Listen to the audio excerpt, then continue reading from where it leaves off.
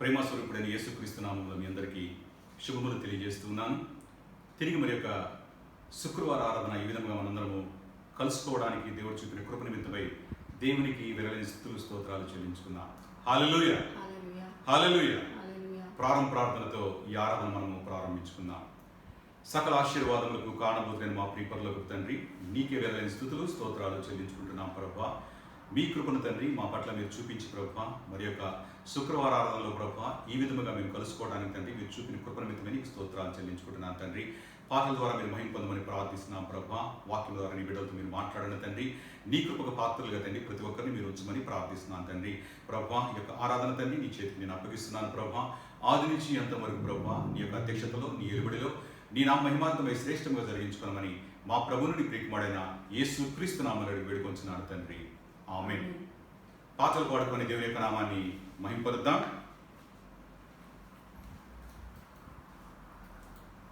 వందనము నీకే వందనం అనే పాట పాడుకొని దేవుని యొక్క నామాన్ని మహింపరుద్దాం.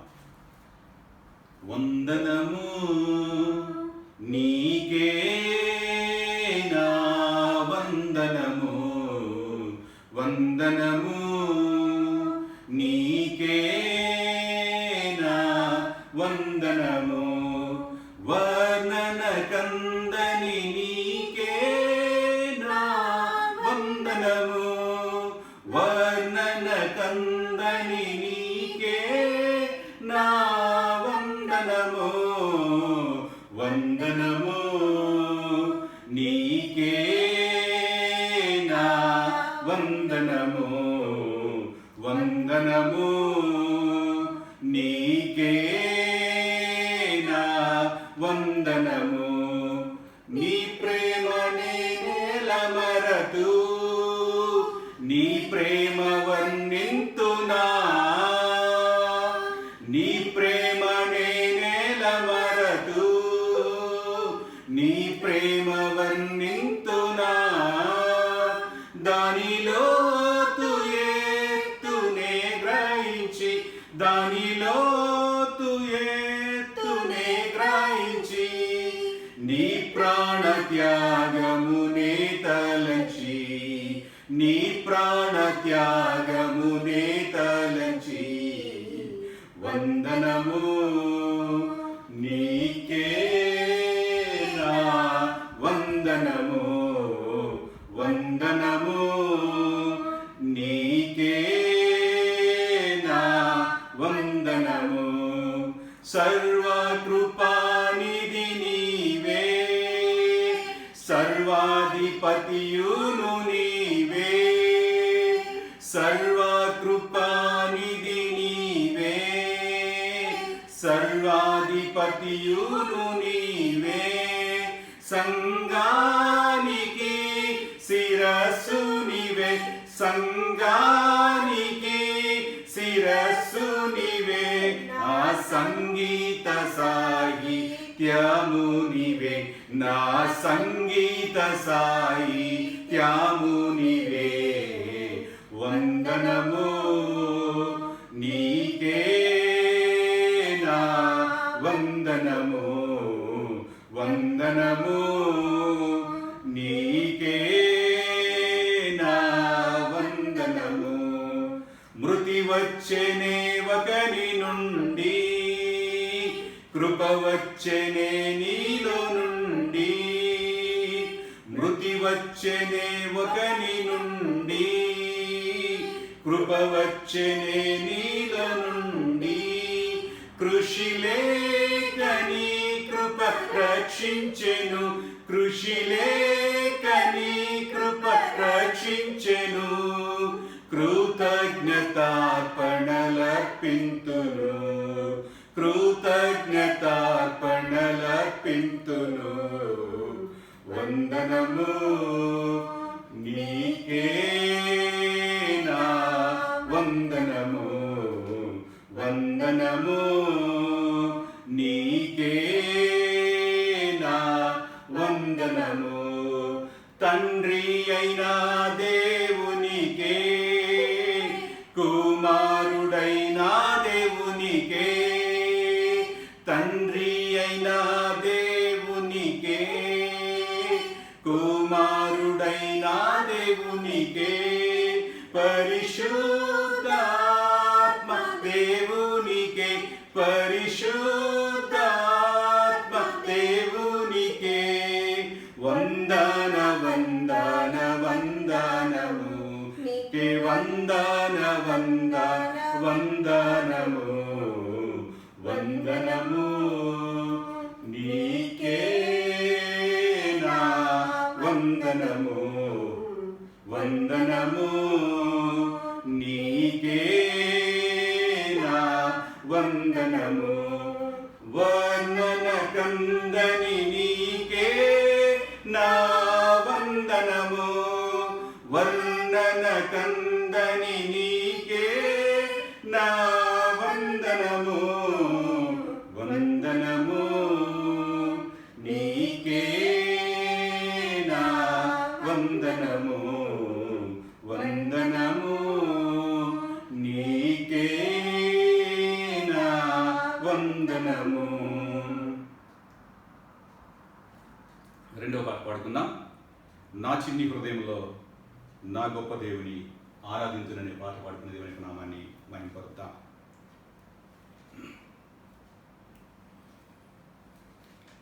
నా చిన్ని హృదయంతో నా గొప్ప దేవునినే ఆరాధించెదన్. పగిలిన నా కుండను నా కుమ్మరి యొద్దకు తెచ్చి బాగు చేయమని కోరెదన్. నా చిన్ని హృదయంతో నా గొప్ప దేవునినే ఆరాధించెదన్. పగిలిన నా కుండను నా కుమ్మరి యొద్దకు తెచ్చి బాగు చేయమని కోరెదన్. హల్లెలూయా హల్లెలూయా యూదుల రాజుకే హల్లెలూయా హల్లెలూయా రానున్న రాజుకే మట్టి నుండి తీయబడితిని మరలా మట్టికే చేరుదును. మట్టి నుండి తీయబడితిని మరలా మట్టికే చేరుదును. మన్నైన నేను మహిమగా మారుటకు నీ మహిమను విడచితివే. మన్నైన నేను మహిమగా మారుటకు నీ మహిమను విడచితివే. హల్లెలూయా హల్లెలూయా యూదుల రాజుకే హల్లెలూయా హల్లెలూయా రానున్న రాజుకే. తడబడిన వేళలో నీ కృపతో సరిచేసితివే. అడుగులు తడబడిన వేళలో నీ కృపతో సరిచేసితివే. నా అడుగులు స్థిరపరచి నీ సేవకై నడిచే కృప నాకిచ్చితివే. నా అడుగులు స్థిరపరచి నీ సేవకై నడిచే కృప నాకిచ్చితివే. హల్లెలూయా హల్లెలూయా యూదుల రాజుకే హల్లెలూయా హల్లెలూయా రానున్న రాజుకే. ఈ లోకయాత్రలో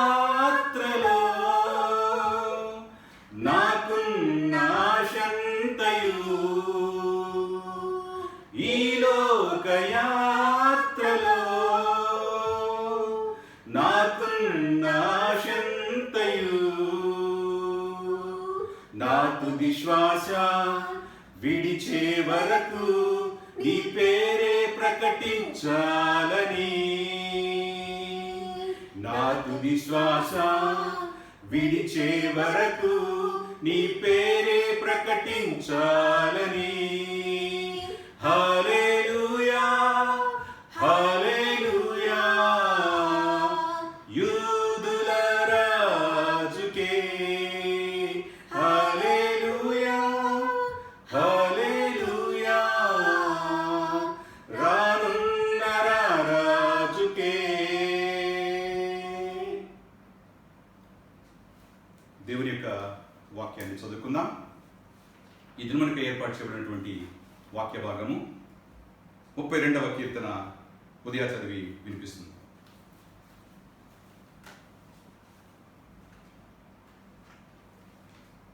తన అతిక్రమములకు పరిహారము నొందినవాడు, తన పాపములకు ప్రాయశ్చిత్తము నొందినవాడు ధన్యుడు. యెహోవా చేత నిర్దోషి అని ఎంచబడినవాడు, ఆత్మలో కపటము లేనివాడు వాడు ధన్యుడు. నేను మౌనినై ఉండగా దినమంతయు నేను చేసిన నా ఆర్తధ్వని వలన నా ఎముకలు క్షీణించినవి. దివారాత్రులు నీ చెయ్యి నా మీద బరువుగా నుండెను. నా సారము వేసవి కాలము నా ఎండినట్టాయను. నా దోషమును కప్పుకొనక నీ ఎదుట నా పాపము ఒప్పుకొంటిని. యెహోవా సన్నిధిని నా అతిక్రమములు ఒప్పుకొందుననుకొంటిని. నీవు నా పాప దోషమును పరిహరించి ఉన్నావు. కావున నీ దర్శన కాలమందు భక్తిగల వారందరూ నిన్ను ప్రార్థన చేయుదురు. విస్తార జల ప్రవాహములు పొరలి వచ్చినను నిశ్చయముగా అవి నా మీదికి రావు. నా దాగు చోటు నీవే.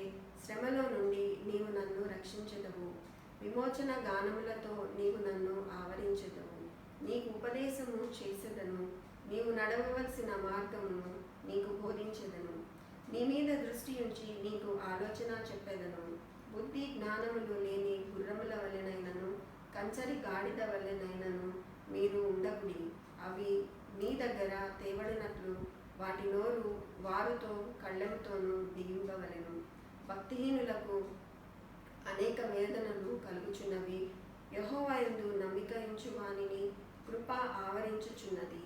నీతిమంతులారా యెహోవాను బట్టి సంతోషించుడి, ఉల్లసించుడి. యథార్థ హృదయులారా మీరందరూ ఆనందగానము చేయండి. దేవుని కొత్త వాక్యం దీవించును. ప్రాముఖ్యమైనటువంటి సమయానికి వచ్చి ఉన్నాం. ఈ మధ్యాహ్న కాల సమయంలో పరిశుద్ధాత్మ దేవుడు మనందరితో మాట్లాడబోతున్నటువంటి వాక్య భాగము యాకోబు పత్రిక 1వ అధ్యాయము 16వ వచనం నుంచి చివరి వరకు మనము ఈ దినము ధ్యానిద్దాం. యాకోబు పత్రిక 1వ అధ్యాయము 16వ వచనం నుంచి 27వ వచనం వరకు మనము సంఘారాధనలో మనము ధ్యానిద్దాం. గత ప్రసంగములో యాకోబు పత్రిక 1 నుంచి 15 వచనం వరకు మనము వాక్యాన్ని మనము ధ్యానించున్నాం. మరి ఈ దినము దాని కంటిన్యూషన్గా 16వ వచనం నుంచి 27వ వచనం వరకు మనము ధ్యానిద్దాం. ఎందుకంటే క్రైస్తవ విశ్వాస జీవితంలో ప్రాముఖ్యముగా మనకు ఉండవలసినది విశ్వాస యాత్రలో నిబ్బరము కలిగి ధైర్యముతో శోధనలను ఎదుర్కొనేటువంటి అనుభవంలో మనము ముందుకు వెళ్ళాలి. మరి అటువంటి పరిస్థితుల్లో మరి ఒక క్రైస్తవుడు బలముగా తను ఉండాలంటే తనకు వచ్చేటువంటి ప్రతి శోధనను కూడా, తన జీవితంలో వస్తున్నటువంటి ప్రతి పరీక్షను కూడా అతడు ధైర్యంతో ఎదుర్కోవాలి, దేవుని యొక్క సహాయంతో దాన్ని ఎదుర్కోవాలి. అంతేకాని మరి భయపడుతూ కూడా ఉండేటువంటి స్థితిలో విశ్వాసి ఉండకూడదు. ఎందుకంటే దేవుడు మనకు పిరికితనమును కలిగినటువంటి ఆత్మను ఆయన ఇవ్వలేదు, ధైర్యం కలిగినటువంటి ఆత్మను ఆయన అనుగ్రహించున్నాడు. ప్రతి శోధనలో కూడా పోరాడి గెలిచేటువంటి అనుభవము మనకిచ్చి ఉన్నాడు. మరి యొక్క 16 నుంచి 27 వచనాలు చూడ మనం గమనించినట్లయితే 4 ప్రాముఖ్యమైనటువంటి భాగాలుగా దీన్ని మనము విభజించవచ్చు. 16 నుంచి 18 వరకు గమనిస్తే మంచి బహుమతుల మూలాన్ని తెలుసుకోవడము, 19 నుంచి 21 వరకు గమనిస్తే దేవుని యొక్క వాక్యం వినడానికి మనము తొందరపడాలి. 22 నుంచి 25 వరకు మనం గమనిస్తే దేవుని యొక్క వాక్యానికి విధేయత చూపించాలి. 26 నుంచి 27 వచనం వరకు మనం గమనిస్తే దుఃఖంలో ఉన్న వారికి పరిచర్య చేయాలి. మరి మన జీవితంలో ఈ యొక్క వాక్య భాగాల ద్వారా మనము కొన్ని అంశాలను మనం ఈ దినము నేర్చుకోబోతున్నాం. మొట్టమొదటిగా మనం గమనిస్తే అన్ని బహుమతులు కూడా ఆ మూలాలు ఎక్కడి నుంచి వస్తున్నాయి మనము తెలుసుకోవాలి. అన్ని మంచి బహుమతుల మూలాన్ని మనము తెలుసుకోవాలి. 16వ వచనం దగ్గర అంటున్నాడు, నా ప్రియ సహోదరులారా మోసపోకుడి. ఈ 3 వచనాలలో 16, 17, 18 చూస్తే 16 అనేది శోధన యొక్క పరీక్ష, 17వ వచనం అనేది జ్ఞానం యొక్క పరీక్ష, 18వ వచనం వస్తే క్రైస్తవ అనుభవం యొక్క పరీక్ష. మరి ఈ పరీక్షల ద్వారా మనం ఏం చేసుకుంటామంటే మన జీవితంలో వస్తున్నటువంటి ప్రతిదీ కూడా మంచి బహుమతి యొక్క మూలము ఎక్కడి నుంచి వస్తుందో మనం తెలుసుకుంటున్నాం. మరి వీటి ద్వారా మనము బలపరచబడుతున్నాం. మన ముందు జీవితంలో విశ్వాసయాత్రలో ముందుకు వెళుతున్నప్పుడు మనము బలపరచబడబోతున్నాం. క్రీస్తునందు ప్రియమైన దేవుని వారలారా, మరి మీ జీవితంలో ఎటువంటి అనుభవాన్ని మీరు కలిగి ఉన్నారు? శోధన వస్తున్నప్పుడు భయపడిపోయేటువంటి అనుభవంలో మీరు ఉంటున్నారా, లేక ధైర్యంతో నిలబడుతున్నారా? ఒక్కసారి మీ జీవితంలో మీరు ప్రశ్నించుకోండి. విశ్వాస జీవితం అంటే ఎప్పటికీ కూడా మూలపాత్రలే మీరు వింటూ ఉంటే ఎప్పుడు మీరు ఇంకనూ కూడా బలపరచబడతారు. సంఘంలో ఒక వ్యక్తి ఉన్నాడంటే సంఘములో క్రీస్తుని గురించి తెలుసుకొని క్రీస్తుని రక్షకునిగా అంగీకరించి నీటి బాప్తిస్మను తీసుకొని సంఘములో పాలిభాగస్తుడిగా చేర్చబడ్డాడు. మరి ఆ వ్యక్తి జీవితంలో సంఘము ద్వారా బలపరచబడాలి. ఎప్పుడు సంఘములో కూడా మూలపాఠం అనేది బోధించుకుంటూ వెళితే మరి ఎప్పుడు విశ్వాసి బలపడేది. ప్రతి శోధన సమయంలో కూడా బోధకుల మీద సంఘ కాపురుల మీద ఆధారపడేటువంటి అనుభవంలో మీ జీవితం ఉంటే మరి మీరు ఎప్పుడు బలపడతారు? ఒక యుద్ధ రంగంలోనికి వెళ్ళేటువంటి సైనికుడు ప్రావీణ్యత కలిగి యుద్ధ రంగంలో దిగుతాడు, శత్రువుని ఎదిరిస్తాడు, వీరోచితముగా పోరాడతాడు. తుది శ్వాస వరకు కూడా తనకు అప్పగించిన పనిని నెరవేర్చడానికి సిద్ధపాటుతో, ధైర్యంతో, విశ్వాసముతో ముందుకు పెడతాడు. ఈ వాక్య భాగాల ద్వారా కూడా క్రైస్తవ విశ్వాస జీవితంలో మనము ఏ విధముగా ఉండాలో దేవుని యొక్క వాక్యం మనతో ఈ మధ్యాహ్న కాల సమయంలో మాట్లాడుతుంది. మొట్టమొదటి గమనిస్తే శోధన యొక్క పరీక్ష. శోధన పరీక్షను మనం గమనిస్తే క్రైస్తవులు మోసపోవాలని దేవుడు కోరుకోవడం లేదు. మనం ఎప్పుడు కూడా మోసపోవాలని ఎప్పుడు కూడా ఆయన కోరుకోవడం లేదు. మనము గెలవాలని ఆశపడుతున్నాడు. ఈ యొక్క లోకయాత్రలో నువ్వు వెళుతున్నప్పుడు, విశ్వాస యాత్రలో నీ వింటున్న ప్రతి మాటలో కూడా ఏమున్నదో నువ్వు గ్రహించేటువంటి అనుభవాలని ఉండాలని ఆయన హెచ్చరిస్తూ ఉన్నాడు. క్రీస్తునందు ప్రియమైన వారలారా, మీరు ఈ విశ్వాస యాత్రలో నీవు ఏ విధముగా ముందుకు వెళుతూ ఉన్నావు? నీకు వచ్చిన శోధన పరీక్షల్లో నీవు మోసపోతున్నావా, లేక బలపరచబడుతూ ఉన్నావా? ఏ విధముగా నీ జీవితం ఉన్నది? అందుకనే 16వ వచనం మనం గమనించినట్లయితే, నా ప్రియ సహోదరులారా మోసపోకండి. మన ఆది పితరుడైనటువంటి ఆదాము, అవలు వారు సాతాను చేత మోసగించబడ్డారు. సాతాను చెప్పింది ఒకటే చిన్న మాట, ఇది నిజమా, ఇది నిజమా? దేవుడు చెప్పిన మాటలనే అది గుర్తుకు తెస్తూ ఇది నిజమా అనే సందేహాన్ని వెలుగుచ్చింది. ప్రస్తుతం లోకంలో మనం చూస్తున్నాం, ఎన్నో వాక్యాలను మనం వింటున్నాం, ఎన్నో విధమైన పోస్టింగ్లు మనం ప్రతినిత్యం కూడా చూస్తున్నాం. మరి ప్రతి ఒక్కరు కూడా నిజమైనటువంటి దేవుని యొక్క వాక్యాన్ని చెప్తున్నారా? లేక అది విన్న తర్వాత నీ జీవితంలో నీ యొక్క తలంపులు ఏమన్నా సందేహాలు వస్తూ ఉన్నాయా? జాగ్రత్త. సాతానుడు ఇప్పుడు కూడా దేవుని యొక్క వాక్యమును అడ్డం పెట్టుకుని సందేహమును రేకెత్తించి నీ యొక్క విశ్వాస జీవితమును పాడు చేయడానికి కూడా ప్రయత్నిస్తాడు. మీరు మోసపోవడం దేవునికి ఇష్టం లేదు కనుకనే మోసపోకుండా ఉండాలంటే దేవుని యొక్క వాక్యములో బలముగా మీరు ఉండాలి. ముందు వచనాలు చూసినట్లయితే అక్కడ 11వ వచనంలో దేవుడు కీడు విషయమై శోధింపనేరడు, ఆయన ఎవరిని కూడా శోధింపడు కనుక ఎవడైనా నువ్వు శోధింపబడినప్పుడు నేను దేవుని చేత శోధింపబడుచున్నానని అనకూడదు. గత ప్రసంగంలో మనం దీన్ని విన్నాం. దేవుడు పరీక్షిస్తాడే కానీ దేవుడు ఎవరిని కూడా శోధించడు. చాలామంది అంటారు, దేవుడు ఎందుకు నా జీవితంలో ఈ శోధనలు తీసుకొని వచ్చాడని అంటారు. దేవుడు ఎప్పుడు కూడా శోధించేవాడు కాదు. ఆయన పరీక్షిస్తాడు, నీ విశ్వాసమును పరీక్షిస్తాడు, నీ విశ్వాస పరిమాణం పెంచుతాడు, నీ విశ్వాసం యొక్క నాణ్యతను ఆయన శోధన ద్వారా జయించిన తర్వాత నీ జీవితం అనుగ్రహిస్తాడు. అంతేకాని నీ జీవితంలో వచ్చిన పరీక్షలను నీవు ఎదుర్కోవాలి. శోధన అనేది దేవుని యుద్ధం చూస్తుందని నీవు ఎప్పుడు కూడా అనకూడదు. మరి ఏ విధంగా శోధన వస్తుందో తర్వాత వచ్చి మనం చూస్తాం. ప్రతివాడు తన స్వకీయమైన దురాశ చేత ఇవ్వబడి మరులు కొల్పబడిన వాడే శోధింపబడును. ప్రతివాడు కూడా తన స్వకీయమైన దురాశల చేత ఇవ్వబడుతూ ఉన్నారు. దురాశ చేత తన జీవితంలో కావాలనుకున్న దాని గురించి పొందుకోవడానికి ఆయన మరుకొల్పని వాడే, మరులు కొల్పబడిన వాడై శోధింపబడుతూ ఉన్నాడు.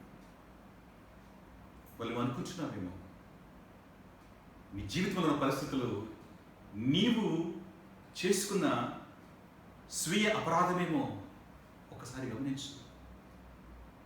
మరి నీ జీవితంలో వస్తున్న శోధన మరి సాతానుడు ఇచ్చినటువంటి శోధనేమో ఒకసారి గమనించు. మరి నువ్వు మోసపోకూడదని దేవుడు హెచ్చరిస్తూ ఉన్నాడు. శోధనకు జరిగేటువంటి పరీక్షలో నీవు గెలవాలని ఆయన ఇష్టపడుతూ పోరాడు. దేవుని యొక్క వాక్యము చేత పోరాడు. యేసుక్రీస్తు ప్రభువారు ఈ లోకములో ఒక మాదిరిని నీకు చూపించాడు. సాతానుడు ఆయన ఏ విధముగా జయించాడో చూపించాడు. ఆయన ఒక మాదిరిని చూపించాడు. గెలిచేటువంటి అనుభవాలను తీసుకుని వెళ్ళాడు. ఆ మాదిరిని అందిపుచ్చుకో. మోసపోకు. దేవుని యొక్క వాక్యంలో ప్రావీణ్యం సంపాదించుకో. దేవుని యొక్క వాక్యంలో బలపరచబడు. దేవుని యొక్క వాక్యము గ్రంథకర్త పరిశుద్ధాత్ముడు గ్రంథకర్త చేత ఏ విధంగా రాయించాడో దానిని సరిగా అర్థం చేసుకోవడానికి ప్రయత్నించు. దేవుని సహాయం తీసుకో. అంతేకాని నీ సొంత ఆలోచనలతో దేవుని యొక్క వాక్యాన్ని నీవు అన్వయించవద్దు. నేను పదే చెప్తున్నానంటే, ఒక సంఘ కాపరి పదే ఒక మాటను చెప్తున్నాడంటే సంఘం దాని విషయంలో ఆలోచించాలి, బలపరచబడాలి దేవుని యొక్క వాక్యములో. అంతేకాని సొంత మాటలను మనము గ్రహించి మన ఆలోచనలను దేవుని యొక్క వాక్యములకు ఆపాదించకూడదు. 17వ వచనం మనం గమనించినట్లయితే జ్ఞానం యొక్క పరీక్ష. ప్రతి మంచి బహుమతి దేవుడు మూలము. ప్రతి మంచి బహుమతికి దేవుడు మూలము. ప్రతి మంచి బహుమతి కూడా దేవుడు మూలము. క్రీస్తునందు ప్రియమైన దేవుడులారా, ప్రతి మంచి బహుమతి కూడా దేవుడు మూలము. మరి ఆ విషయమైనటువంటి విధానంలో ఉండడానికి మరి మనము ఏ విధముగా ముందుకు వెళ్ళాలి? మంచి బహుమతి అనేది దేవుని చెంత నుంచి వస్తూ ఉన్నది. మంచి బహుమతి అనేది దేవుని యొక్క చెంత నుంచి వస్తూ ఉన్నది. ఆ యొక్క బహుమతులు మనము అందిపుచ్చుకునే అనుభవంలో ప్రతి ఒక్కరు కూడా ఉండాలి. శ్రేష్టమైన ప్రతి ఈవియు సంపూర్ణమైన ప్రతి వరమును పరసంబంధమైనది జ్యోతిర్మయుడు తండ్రి యొద్ద నుండి వచ్చును. ఆయన యందు ఏ చంచలత్వమైనను గమనాగమనమున కలుగు ఏ ఛాయను లేదు. క్రీస్తునందు ప్రియమైన వారు, శ్రేష్టమైన ప్రతి ఈవియు కూడా, సంపూర్ణమైన ప్రతి వరం కూడా పరసంబంధమైనది. మరి దేవుడు ఎప్పుడు కూడా ఇచ్చినా కూడా ప్రతిదీ కూడా శ్రేష్టముగాను సంపూర్ణముగా ఆయన మన జీవితంలో వరమును ఆయన అనుగ్రహిస్తాడు. జ్యోతిర్మయుడు తండ్రి యొద్ద నుండి వచ్చును. వెలుగునిచ్చేటువంటి తండ్రి యొద్ద నుంచి అది వస్తుంది. వెలుగుకు కర్త అయినటువంటి దేవుని యొద్ద నుంచి అది వస్తుంది. మనం తెలుసుకోవాలి, ప్రతి ఒక్కరు కూడా మంచిది ఎప్పుడైనా కూడా దేవుని యొద్ద నుంచి వస్తుంది. చెడు ఇప్పుడు కూడా సాతాను నుంచే వస్తుంది. ఈ జ్ఞానం నీవు కలిగి ఉండాలి. మరి నీ జీవితంలో శోధన వచ్చినప్పుడు, చెడు సంభవించినప్పుడు దేవుని ద్వారా వచ్చిందని నువ్వు ఎందుకు అనుకుంటున్నావు? చెడు ఎప్పుడు కూడా దేవుడు నీ జీవితం ఇవ్వడు. ప్రతి ఒక్క వరము, ప్రతి శ్రేష్టమైనది కూడా, ప్రతి ఇవి కూడా, సంపూర్ణమైన ప్రతి వరమును కూడా ఆయన నీ జీవితంలో ఆయన అనుగ్రహిస్తాడు. అంతేకాని దేవుడు ఎప్పుడు కూడా నీ జీవితాన్ని నేను శోధించడు. క్రీస్తునందు ప్రియమైన వారు, మరి మీ జీవితంలో ఏ విధముగా మీరు దేవుని యొక్క జ్ఞానాన్ని పొందుకుంటున్నారు? దేవుని యొక్క జ్ఞానం పొందుకోవాలంటే దేవునితో నీకు సరైనటువంటి సహవాసము కావాలి. దేవుని యొక్క జ్ఞానం నీవు పొందుకోవాలంటే దేవునితో సత్సంబంధం నీవు కలిగి ఉండాలి. దేవుని యొక్క జ్ఞానం నీకు కావాలంటే దేవుని యొక్క ఆజ్ఞలకు నీవు లోబడి ఉండాలి. 18వ వచనం మనం గమనించినట్లయితే క్రైస్తవ అనుభవం యొక్క పరీక్ష. క్రైస్తవ అనుభవం యొక్క పరీక్ష. క్రైస్తవ అనుభవం యొక్క పరీక్ష. 18వ వచనం చూస్తే ఆయన తాను సృష్టించిన వాటిలో మనము ప్రథమ ఫలముగా ఉండునట్లు సత్యవాక్యం మనను తన సంకల్ప ప్రకారము కనెను. మన జీవితంలో క్రైస్తవునిగా నీ అనుభవము ఏ విధంగా ఉంటుంది? How you have experience, how are experiencing the spiritual life in your life? ఆత్మీయ జీవితంలో ఏ విధముగా నీవు కొనసాగుతున్నా? క్రీస్తునందు ప్రియమైన వారు, నీ జీవితంలో నీవు దేవుని చెంతకు వచ్చావంటే ఆయన తాను సృష్టించిన వాటిలో మనము ప్రథమ ఫలముగా ఉండునట్లు. మనము ఆయన సృష్టించిన వాటన్నిటిలో కూడా ప్రథమ ఫలముగా ఉండాలని ఆయన ఆశపడుతున్నాడు. ప్రథమ ఫలం అనేది ఎప్పుడు వస్తుందో తెలుసా? ఒక వృక్షాన్ని తీసుకుంటే దానిలో మొట్టమొదట పరిపక్వమైనటువంటి పండ్లు ప్రథమ ఫలాలుగా ఉంటాయి. క్రైస్తవ విశ్వాస జీవితంలో కూడా మనందరం కూడా పరిపక్వమైనటువంటి క్రైస్తవ జీవితాన్ని పొందుకోవడానికి ప్రయత్నించాలి. ఎప్పుడైతే పరిపక్వమైన క్రైస్తవ జీవితం ఉంటుందో నీవు ప్రథమ ఫలముగా దేవుని దృష్టిలో నీవు ఉంటావు. ఆ ప్రథమ ఫలముగా ఆయన ఉండాలని ఆశపడుతున్నాడు. సత్యవాక్యం వలన మనలను తన సంకల్ప ప్రకారము కనెను.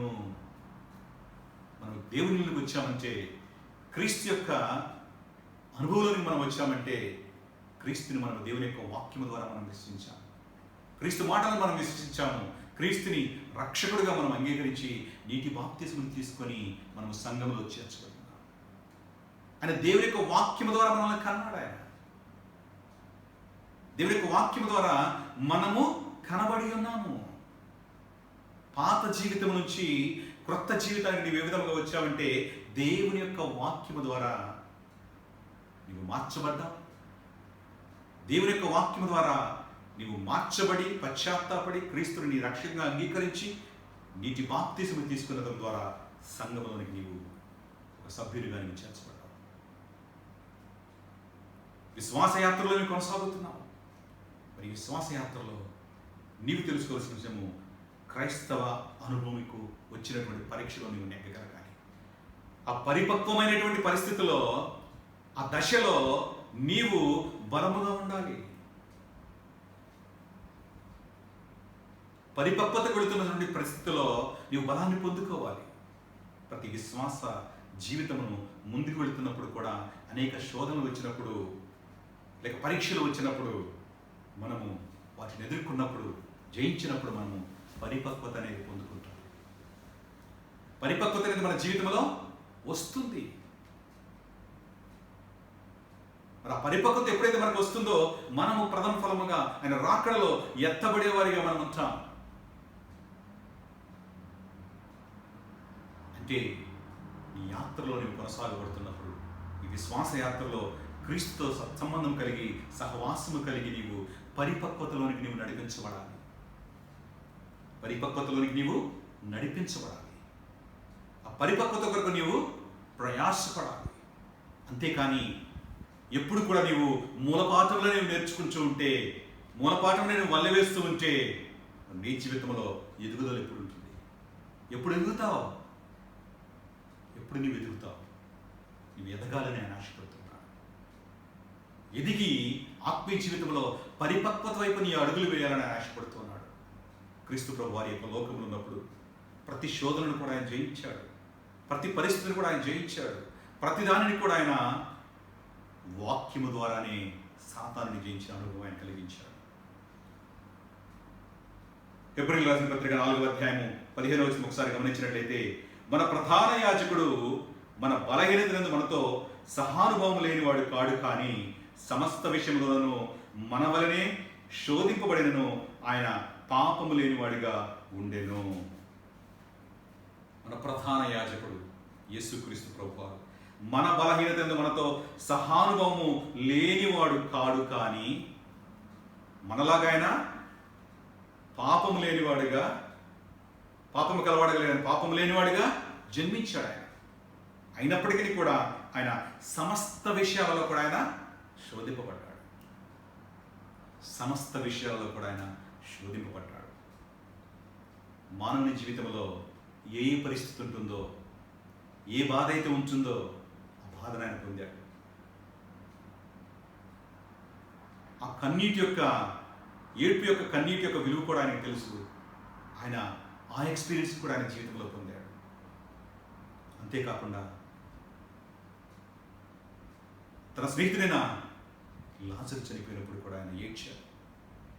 ఒక మానవునిగా ఏ పరిస్థితులు అయితే ప్రతి ఒక్కరి జీవితంలో ఉంటాయో కూడా ప్రతి ఒక్కటి కూడా ఆయన ఎక్స్పీరియన్స్ అయ్యాడు.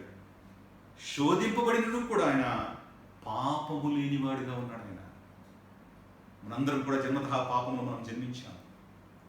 కానీ క్రీస్తు ప్రభువారు పరిశుద్ధుడిగా ఆయన జన్మించాడు. పరిశుద్ధుడిగా జన్మించి ఆయన ప్రతి శోధనను కూడా జయించి ఆయన పాపము లేనివాడుగా ఉన్నాడు. నీ జీవితంలో కూడా ఆయన ఒక మాదిరిగా పెట్టుకోవాలి. పరిపక్వతలోని క్రైస్తవ విశ్వాస జీవితం వెళ్ళాలంటే క్రీస్తుని మాదిరిగా నువ్వు చూస్తూ ముందుకు వెళ్ళాలి. అని ఏ విధముగా నడుచుకున్నాడు, ఈ లోకంలో ఉన్నప్పుడు తన పరిశుద్ధతను ఏ విధముగా కాపాడుకున్నాడు, తనకు శోధన వచ్చినప్పుడు ఏ విధముగా జయించాడు, ప్రతిదీ కూడా నీవు గమనించాలంటే నువ్వు ఎక్కడికి వెళ్ళాలి? దేవుని యొక్క వాక్యం దగ్గరికి రావాలి. దేవుని యొక్క వాక్యము ఏ విధముగా మాట్లాడిందో, క్రీస్తు ప్రభు జీవితంలో అది ఏ విధముగా నెరవేరిందో, క్రీస్తు ప్రభు ఏ విధముగా జీవించాడో ప్రతి ఒక్కటి కూడా ఈ పరిశుద్ధ గ్రంథంలో రాయబడి ఉంది. దేవుని యొక్క వాక్యమే నిన్ను పరిపక్వతలో నడిపించే, దేవుని యొక్క వాక్యమే, దేవునితో సహవాసమే. నీ జీవితంలో నీవు ఏ విధముగా ఉంటున్నావు? శోధన వచ్చినప్పుడు దానిని జయించలేక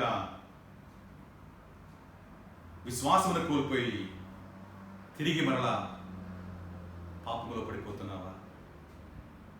విశ్వాసము కానిది పాపం. నీతిమంతుడు విశ్వాసమూలముగా జీవించు. నీ జీవితంలో ఆ విశ్వాస జీవితంలో నీ ముందుకు వెళ్ళాలి. క్రీస్తునందు ప్రియమైన దేవుని బిడ్డలారా, మరి 19 నుంచి 21వ వచనం వరకు మనం గమనించినట్లయితే క్రైస్తవ జీవనానికి అది పరీక్ష. 19 నుంచి 21 వరకు మనం గమనించినట్లయితే క్రైస్తవ జీవనానికి పరీక్ష, జీవిత విధానానికి అది పరీక్ష. నీ జీవితంలో మనము ఏ విధముగా ఉండాలి, ఈ పరిపక్వతలో మనం వెళ్ళాలంటే మనము ఏ విధముగా ముందుకు వెళ్ళాలి, మరి దేవుని యొక్క వాక్యాన్ని ఏ విధముగా గ్రహించాలి. సర్వసాధారణంగా శోధనలు వచ్చినప్పుడు ప్రతి ఒక్కరు కూడా చాలా టెన్షన్ ఫీల్ అవుతారు, భయపడతారు. నాకేమవుతుందో, నా భర్తకి ఏమవుతుందో, నా బిడ్డలకి ఏమవుతుందో, నా కుటుంబానికి ఏమవుతుందో, నా వారికి ఏమవుతుందో అనేటువంటి బాధ ఉంటుంది. ఒక్కటి మీరు గుర్తుంచుకోవాలి, క్రీస్తులో ఎవరైతే ఉంటారో వారు దేని గురించి కూడా భయపడరు. ఎందుకంటే వారు క్రీస్తు మీద పరిపూర్ణముగా వారు ఆధారపడుతున్నారు కనుక. వారి జీవితంలో ఏమి కావాలో క్రీస్తుకు తెలుసు కనుక ఎటువంటి శోధన వచ్చినా కూడా, పరీక్ష వచ్చినా కూడా వారు ధైర్యముగా నిలబడతారు. ఆ ధైర్యం ఎక్కడి నుంచి వచ్చింది వారికి? ఆ ధైర్యం అనేది ఎక్కడి నుంచి వచ్చింది? దేవుని మాట ద్వారా. విశ్వాసంలో ధైర్యం ఉన్నది, దేవుని మీద ఆధారపడటంలో ధైర్యం ఉన్నది. అందుకని ఇంత శోధన వచ్చినా కూడా వారు ధైర్యం ఎదుర్కొంటారు. ఎందుకంటే ఆయన మనకు పిరికితనం కలిగినటువంటి ఆత్మ ఇవ్వలేదు. పరిశుద్ధాత్ముడు నీతో ఉన్నాడు, ఆయన నీలో ఉన్నాడు, నిన్ను నడిపిస్తూ ఉన్నాడు. దేనికి నువ్వు భయపడ్డావు?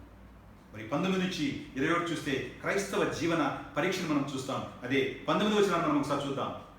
క్రైస్తవులు నిజముగా వినాలని ప్రభు కోరుకుంటున్నాడు. ఈ యొక్క ఒక్క భాగాన్ని చూస్తే క్రైస్తవులు నిజముగా వినాలని ఆయన కోరుకుంటున్నాడు. నా ప్రియ సహోదరులారా, మీరి సంగతి ఎరుగుదురు గనుక ప్రతి మనుష్యుడు కూడా వినుటకు వేగిరపడేవాడును, మాటలాడుటకు నిదానించువాడును, కోపించుటకు నిదానించువాడనే ఉండవలెను. నా ప్రియ సహోదరులారని యాకోబు భక్తుడు వ్రాస్తూ ఉన్నాడు. మీరు ఈ సంగతిని ఎరుగుదురు కనుక ప్రతి మనుష్యుడు వినుటకు వేగిరపడాలి. వినే విషయంలో వేగిరపడేవాడుగా ఉండాలి. ఆసక్తిని కనపరచాలి. త్వరితగా వినేటువంటి అనుభవంలో ఆ వ్యక్తి జీవితము ఉండాలి. వినడానికి త్వరితగతిన ఆసక్తిని కనపరచాలి. అదే మాట్లాడడానికి నిదానించువాడు. మాట్లాడే విషయంలో నిదానం కలిగి ఉండాలి. ఆలోచించాలి. ఈ శోధన ఉన్నప్పుడు ఎందుకు నిదానించాలంటే, ఈ శోధన కాల సమయంలో కోపం అనేది వస్తుంది చాలా మందికి. ఆ శోధనని జయించేటువంటి పరిస్థితుల్లో ఆ టెన్షన్ వల్ల వారి జీవితంలో కోపం అనేది వస్తుంది. అందుకనే మీరు మాట్లాడటకు నిదానించువాడును, కోపించుటకు నిదానించువాడనై ఉండవలెను. ఈ శోధన సమయంలో ఆ ఫ్రస్ట్రేషన్లో చాలామంది జీవితాలలో కోపం వస్తుంది. We need to control. We need to control ourselves. When you encounter temptation, you need to control yourself. While talking, మాట్లాడే విధానంలో చాలా జాగ్రత్తగా ఉండాలి. చాలామంది జీవితాలలో వెంటనే కోపం వస్తుంది. ఎందుకంటే ఫ్రస్ట్రేషన్లో వారు తెలియకుండానే కోప్పడిపోతారు. అందుకని దేవుని యొక్క వాక్యం చెప్తుంది, క్రైస్తవులు నిజంగా దేవుని యొక్క మాటను వినాలి. ఎప్పుడైతే నువ్వు దేవుని యొక్క మాటను సక్రమంగా నీవు వింటావో, నీ జీవితంలో దాన్ని అన్వయించుకొని వాక్యానుసారం నీవు జీవించుకుంటావో, నీవు మాట్లాడే విషయంలో కూడా నిదానించేవాడుగా నీవు ఉంటావు. సిచ్యుయేషన్ చూస్తావు. నువ్వు మాట్లాడే మాట సరైనదా కాదా నువ్వు ఎవాల్యుయేట్ చేసుకుంటావు, పరిశీలించుకుంటావు. కోపగించుకునే విషయంలో కూడా నిదానం కలిగి నీవు ఉంటావు. అంటే పరిస్థితిని నీవు అర్థం చేసుకుంటావు. శోధన ఏదప్పటి వచ్చినప్పటికీ కూడా ధైర్యంతో దాన్ని ఎదుర్కొంటావు. కోపమును విడనాడతావు. క్రీస్తునందు ప్రియమైన వారలారా, అందుకని యాకోబు భక్తుడు మీకు ఈ సంగతి తెలుసు, వినడానికి మీరు దేవుని యొక్క వాక్యాన్ని వినడానికి మీరు వేగిరపడాలి, మాట్లాడే విషయంలో నిదానించువాడిగా మీరు ఉండాలి, ఆచితూచి మాట్లాడేటువంటి అనుభవం మీరు ఉండాలి. అంతేకాకుండా శోధించబడుతున్న సమయంలో నీకు ఒకవేళ కోపం వస్తుందేమో, ఆ కోపగించుకోవడానికి నిదానించుకోవాలి. We need to exercise all these things. మన జీవిత విధానంలో, మన జీవన విధానంలో, క్రైస్తవ విశ్వాస యాత్రలో ముందుకు వెళుతున్నప్పుడు వి నీడ్ టు ఎక్సర్సైజ్. అభ్యాసం చేయాలి. అభ్యాసం ఎన్ని చేయాలి. అభ్యాసం చేస్తేనే నీలో పరిపక్వత అనేది వస్తుంది. ఏది కూడా అభ్యాసం చేయకుండా రాదు. దేవుని యొక్క మాట మనకి ఇచ్చాడు, దీనిలో మనం చదవాలి, మనం బలపడాలి, ఈ మాటలు మనం అందిపుచ్చుకోవాలి. అభ్యాసం చేయాలి. అర్థం చేసుకోవడానికి అభ్యాసం చేయాలి. మన జీవితానికి అన్వయించుకోవడానికి అభ్యాసం చేయాలి. ఇప్పుడు నువ్వు అభ్యాసం చేస్తావో నీవు పరిపక్వతలోనికి బలమైన విశ్వాసిగా నీవు నడిపించబడతావు. నీ విశ్వాస జీవితము పటిష్టంగా ఉంటుంది. క్రీస్తునందు ప్రియమైన వారలారా, కనుక నీ జీవితంలో వినే విషయంలో, దేవుని యొక్క మాటలు వినే విషయంలో నీవు వేగిరపడాలి. ఒకవేళ ఎదుటివారు మాట్లాడుతున్న పరిస్థితిని కూడా నీవు వినేటువంటి అనుభవంలో జాగ్రత్తగా వినాలి. తిరిగి రిప్లై చేసే సందర్భంలో నీవు నిదానించి ఆలోచించి జవాబు చెప్పగలగాలి. కొంతమంది మన డిస్కషన్ వచ్చినప్పుడు వెంటనే కోపం వచ్చేస్తుంది. కోపం వచ్చినప్పుడు ఎదుటి వ్యక్తి కూడా అనాలోచితంగా కోపడితే ఏమవుతుంది పరిస్థితి? పరిస్థితి అనేది విషమయమవుతుంది. అక్కడ ఆర్గ్యుమెంట్ పెరుగుతుంది. క్రైస్తవ విశ్వాస జీవితంలో నేను ఉన్నప్పుడు ఎవరైనా కూడా ఏమైనా ఆర్గ్యుమెంట్ చేసినా కూడా బీ సైలెంట్.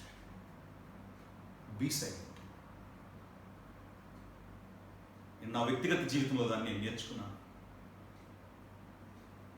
బైబిల్ విషయంలో ఎన్నో సందర్భాల్లో ఎంతోమంది ఆర్గ్యుమెంట్ చేయడానికి ప్రయత్నించినప్పటికీ కూడా I learn from that experience. ఒకప్పుడు నేను చేసేవాడిని. నేర్చుకున్నాను. ప్రస్తుతము ఏ ఆర్గ్యుమెంట్ అయినా కూడా నేను చేయను. దేవుని చిత్తమైతే నాకు సమయం దేవుడు ఇచ్చినప్పుడు ఆ యొక్క అంశమును బట్టి ప్రసంగముల ద్వారానే, దేవుని మాట ద్వారానే వారికి నేను జవాబు చెప్తాను. ఎందుకంటే నేను నేర్చుకున్నాను. దేవుని యొక్క మాట ద్వారా నేను నేర్చుకున్నాను. నా జీవితంలో దాన్ని పాటించాను, అభ్యాసం చేశాను. కనుకనే వాదించే విషయంలో మనము నిదానించాలి. సిచ్యుయేషన్ అర్థం చేసుకోవాలి. పరిస్థితి అనుకూలించినప్పుడు ఆ మాట గురించి వారికి ఎక్స్ప్లెయిన్ చేసినప్పుడు వారు తప్పక దాన్ని గ్రహిస్తారు. కనుకనే క్రైస్తవ విశ్వాసంగా ఉంటుంది నీ జీవితంలో దేవుని యొక్క మాటను జాగ్రత్తగా నీవు చెప్పగలిగేటువంటి అనుభవంలో నీవు ఉండాలి. నువ్వు గ్రహించాలి. అట్ ద సేమ్ టైం అందించే విషయంలో కూడా జాగ్రత్త కలిగి ఉండాలి. ఎందుకంటే దేవుని మాటలను మనం చెప్తున్నాం. పరిశుద్ధాత్ముడి గ్రంథకర్తల చేత రాయించబడినటువంటి జీవ గ్రంథంలోని మాటలు మనం చెప్తున్నాం. ఎంత భయం కలిగి ఉండాలి దేవుని మాటలు చెప్పడానికి, ఎంత పరిశుద్ధత మన జీవితంలో కలిగి ఉండాలి దేవుని మాటలు చెప్పడానికి. క్రీస్తునందు ప్రేమ దేవుని పిల్లలారా, ప్రతి శోధన ద్వారా మనము జయించినప్పుడు మనము వాటిని ఇంకొన్ని కూడా పొందుకుంటాం. మన జీవితం మెరుగుపరచబడుతుంది. విశ్వాస జీవితంలో మనం బలపరచబడతాం. కనుకనే మనం మన జీవితంలో వినే విషయంలో, మాట్లాడే విషయంలో, కోపగించుకునే విషయంలో ఏ విధంగా ఉండాలో పరిశుద్ధాత్ముడు ఇక్కడ వాయించింది. నీ విశ్వాస జీవితంలో నువ్వు దాన్ని అభ్యాసించే. అదేవిధంగా 20వ వచనం చూసినట్లయితే, ఎందుకనగా నరుని కోపము దేవుని నీతిని నెరవేర్చదు. మనిషి యొక్క కోపం యొక్క ప్రమాదం గురించి ప్రభు హెచ్చరిస్తున్నాడు. పరిశుద్ధాత్మ దేవుడు హెచ్చరిస్తున్నాడు. మనిషి కోపం యొక్క ప్రమాదం గురించి హెచ్చరిక. క్రైస్తవ జీవన విధానంలో, ఈ జీవనానికి వచ్చినటువంటి పరీక్షలలో లేక శోధనలలో మన జీవితము ఈ కోపమును ఏ విధంగా హ్యాండిల్ చేయాలి.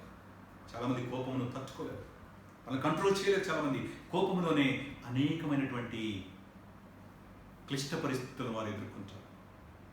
జరగరానివి కూడా కోపం వలనే వారి జీవితంలో వారు చేస్తారు. ఎంతోమంది జీవితాలలో కోపం ద్వారానే వారు జీవనమును కోల్పోయినటువంటి పరిస్థితులు కూడా మనం చూడవచ్చు. దేవుని యొక్క వాక్య ప్రకారం మనం గమనించినట్లయితే, ఎందుకనగా నరుని కోపము దేవుని నీతిని నెరవేర్చు. నరుని యొక్క కోపం అంట దేవుని యొక్క నీతిని నెరవేర్చు. అది ఎందుకంటే కోపం అనేది విశ్వాసాన్ని కోల్పోయేలాగా చేస్తుంది. కోపం అనేది విశ్వాసమును కోల్పోయేలాగా చేస్తుంది.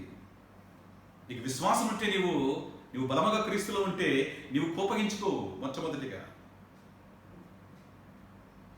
అది నీ యొక్క విశ్వాస జీవితం నిర్వీర్యం చేస్తుంది. కోపము అది దేవుని యొక్క నీతిని నెరవేర్చదు.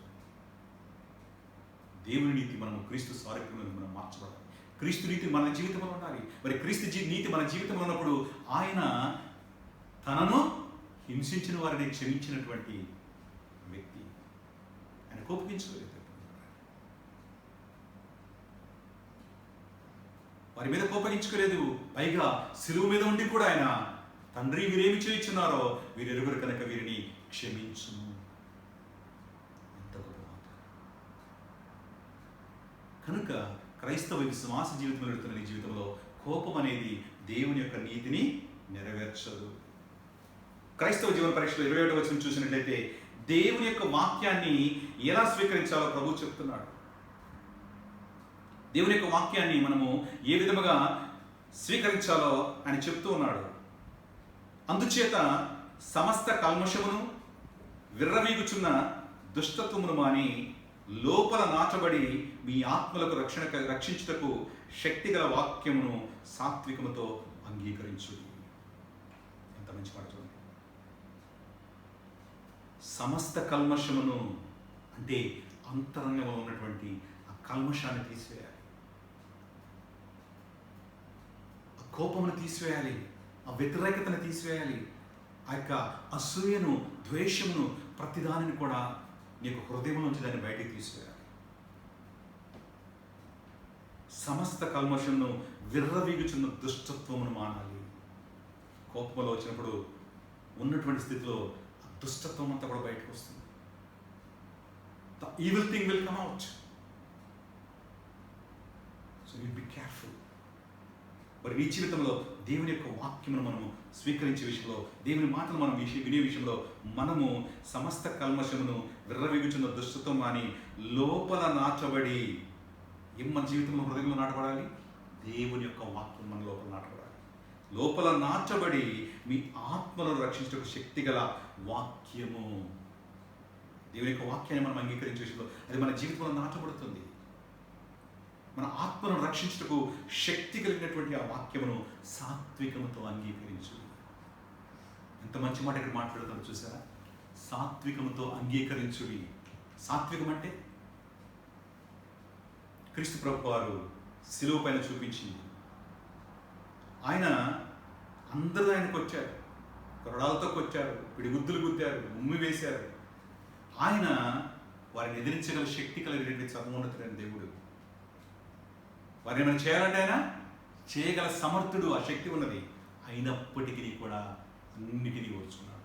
అంటే చేయగల సమర్థత ఉండి కూడా వారికి ఎదురు దాడి చేయనటువంటి పరిస్థితి. దేవుని యొక్క వాక్యమును అంగీకరించే విషయంలో కూడా సాత్వికము కలిగి మన జీవితంలో ఉండాలి. You need to experience that. అన్నీ మనకు తెలుసు అనుకుంటే ఆ వ్యక్తికి ఏవి కూడా తెలియదు. అన్నీ తెలుసుకుని అనుకునే వ్యక్తికి ఏవి కూడా తెలియదు. ఎందుకంటే తెలుగులో ఒక సామెత కూడా ఉంది, అన్నీ ఉన్నా ఆకంట అణిగిమడిగి ఉంటుందంట. ఎగిరిగిరి పడుతుంది ఏది? ఏమీ లేని యొక్క ఆకు ఎగిరిగిరి పడుతుంది. క్రైస్తవ విశ్వాస జీవితంలో నేర్చుకోవాలి. నువ్వు నిరంతర విద్యార్థివిగానే ఉండాలి. క్రైస్తవ విశ్వాస యాత్రలో వెళుతున్న నీ జీవితంలో నీవు నిరంతర విద్యార్థిగా నీ జీవితంలో ఉండాలి. క్రీస్తునందు ప్రియమైన దేవుడులారా, ఒక్కసారి బైబిల్ చదవగానే అంతా నాకు నువ్వు వచ్చని ఎప్పుడైతే నువ్వు అనుకుంటున్నావో నువ్వు జాగ్రత్తగా ఉండాలి. జీవితము చివరి అంకం వరకు కూడా, తుది శ్వాస వరకు కూడా చదువుతూనే ఉండాలి, నేర్చుకుంటూనే ఉండాలి, బైబిల్ గురించి తెలుసుకుంటూనే ఉండాలి, పరిశుద్ధ గ్రంథంలో తెలుసుకుంటూ ఉండాలి. అనంతము దీనిలో ఉన్న జ్ఞానము, అనంతమైన జ్ఞానము దీనిలో ఉంది. కనుక ప్రతినిత్యం కూడా దేవుని యొక్క సన్నిధానంలో ఉన్నప్పుడు, దేవుని యొక్క వాక్యం దగ్గరికి వచ్చినప్పుడు నువ్వు ఎప్పుడు కూడా నిరంతర విద్యార్థిగా నీవు దేవుని యొక్క వాక్యం దగ్గరికి రావాలి. Never think that you know everything. ఏ క్రైస్తవుడు కూడా ఆ విధంగా అనుకోకూడదు. ప్రతి ఒక్కరు కూడా విద్యార్థులు. క్రైస్తవ వేదాంత శాస్త్రాలలో ఎంత ప్రావీణ్యం ఉన్నప్పటికీ కూడా ఇంకను కూడా వారు చదవవలసిన వారే. ప్రతినిత్యము చదువుతూనే ఉండాలి. ప్రతినిత్యము దేవుడు కొత్త విషయాలను బోధిస్తూనే ఉంటాడు.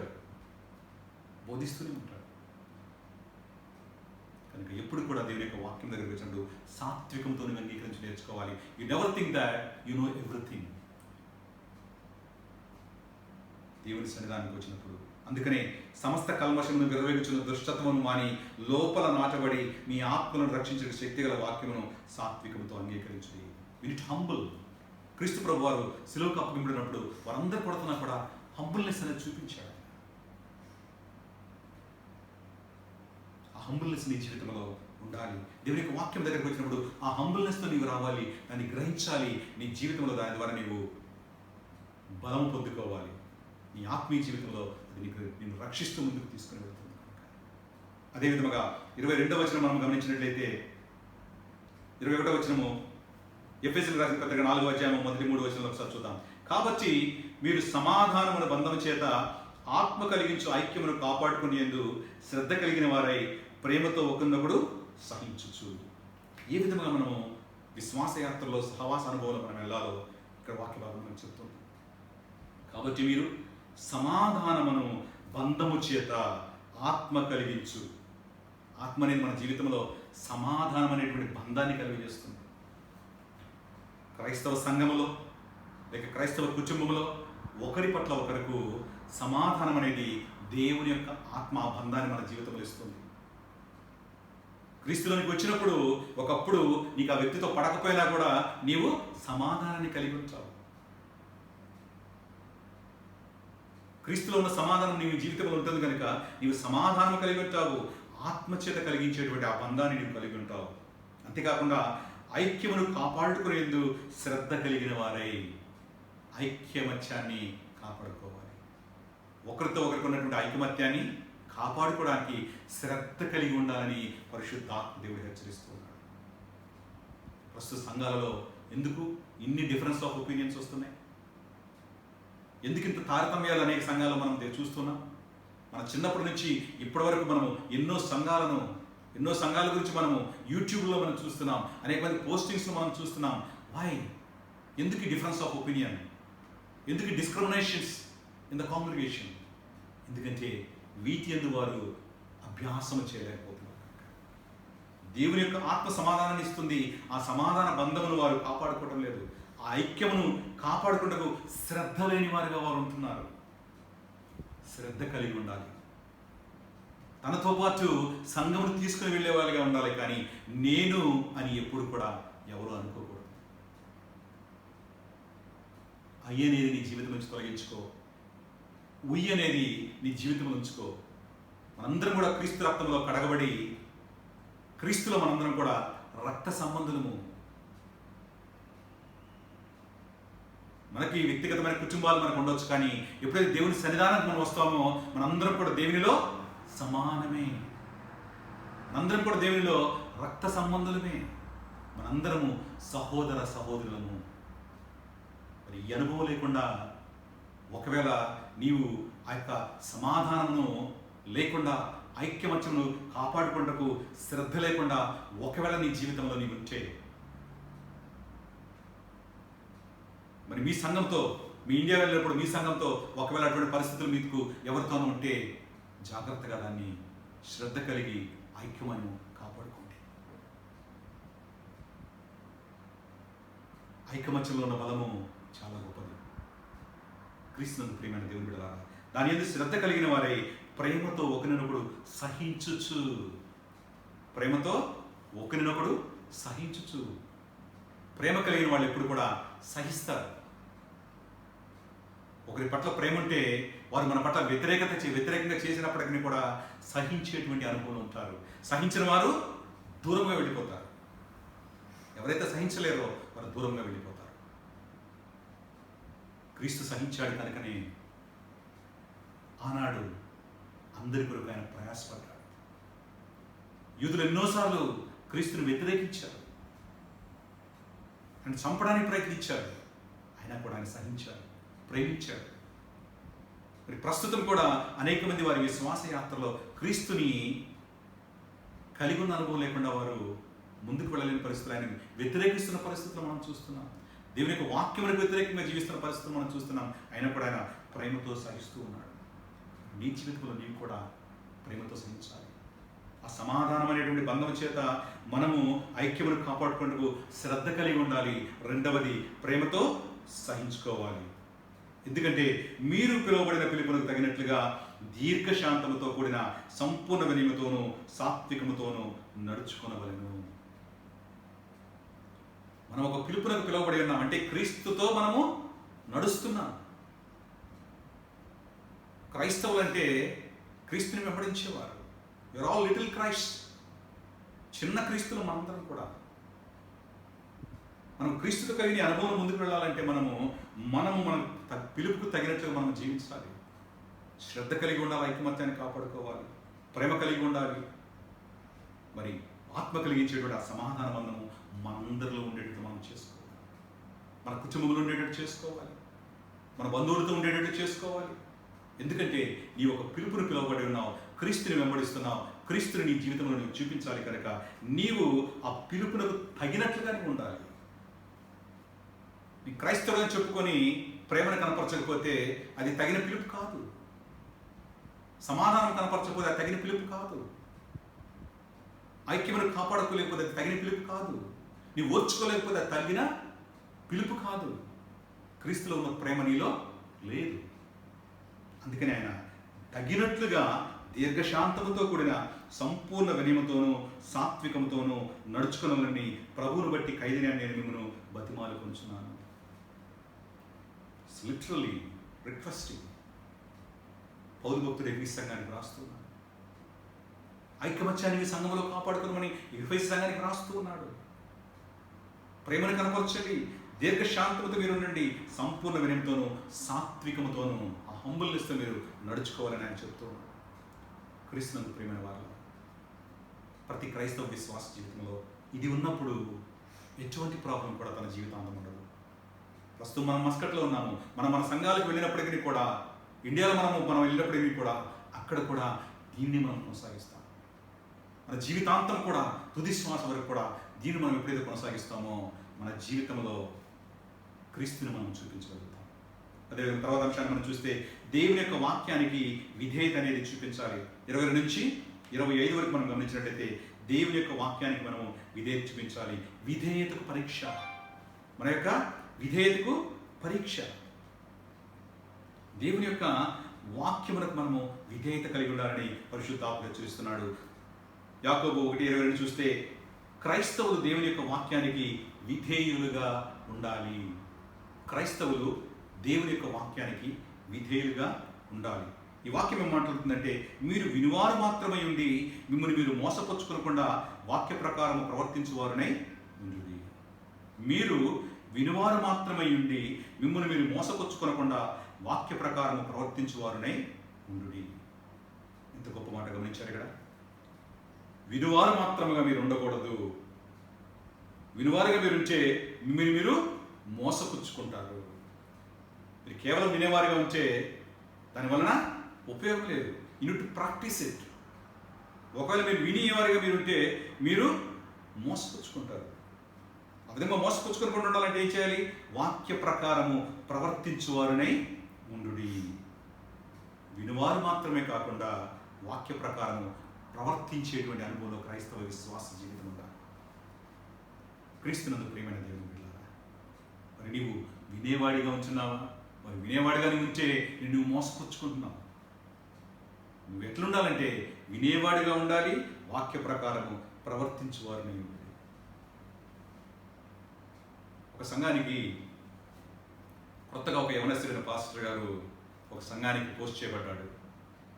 ఆయన సంఘానికి వచ్చినప్పుడు సంఘస్థులందరూ కూడా, సంఘ పెద్దలందరూ కూడా ఆయన చక్కగా రిసీవ్ చేసుకున్నారు. ఆయన మొట్టమొదటి సంఘారాధనలో చక్కని దేవుని యొక్క వాక్యాన్ని చెప్పాడు.